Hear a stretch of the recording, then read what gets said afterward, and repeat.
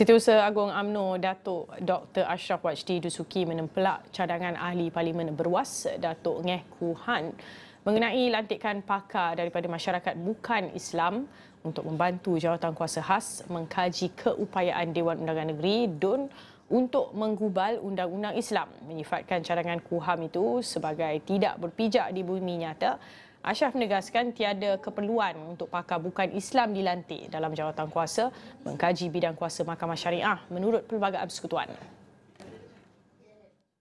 Tambahnya, cadangan itu hanya bakal mencetuskan polemik yang tidak perlu dalam suasana harmoni rakyat pelbagai agama dan kaum selama ini. Menurut Ashraf, sejak merdeka, Mahkamah Syariah adalah dikhususkan kepada rakyat beragama Islam. Malah proses menambah baik dan menaik taraf Mahkamah Syariah yang dilakukan sejak UMNO menerajui kerajaan sentiasa dibuat secara bertahap dan mengambil kira ruang lingkup kuasa yang dibenarkan Perlembagaan Persekutuan. Malah jelasnya sepanjang proses menaik taraf Mahkamah Syariah, baik dari segi pentadbiran, kompetensi, emolumen dan penggajian hakim dan pegawai Mahkamah Syariah, bentuk dan tahap hukuman yang diperuntukkan di bawah kuasa Mahkamah Syariah tidak pernah sesekali mengambil atau mencabuli hak warga bukan Islam.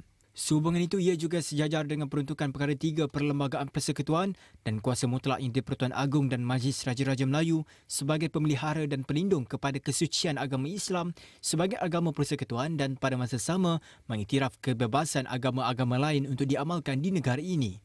Mengulas lanjut, Ashraf menyeru semua pihak untuk memberikan kepercayaan dan keyakinan kepada Majlis Raja-Raja Melayu dalam menentukan panel-panel yang bakal menganggotai jawatan kuasa itu kelak. Jelasnya, Raja-Raja Melayu amat bijaksana dan pasti mengambil kira segala aspek termasuk bidang kuasa yang diperuntukkan oleh Perlembagaan Persekutuan dalam mengabsahkan terma-terma rujukan jawatan kuasa itu. Malah tambah beliau, jika ada sebarang cadangan yang melibatkan pindaan undang-undang mahupun perlembagaan, prosesnya akan turut melibatkan ahli-ahli parlimen bukan Islam yang memiliki kuasa untuk membahas, menyokong, meminda atau menolak cadangan-cadangan yang terkait dengan penggubalan undang-undang mahupun perlembagaan.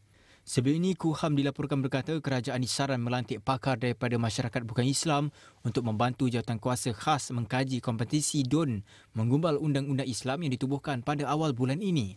Beliau juga mengingatkan perlembagaan dibentuk dengan mengambil kira kepentingan semua golongan, maka sebarang perubahan yang memberi kesan kepada kaum dan agama mesti dibincangkan secara menyeluruh untuk mengelakkan konflik.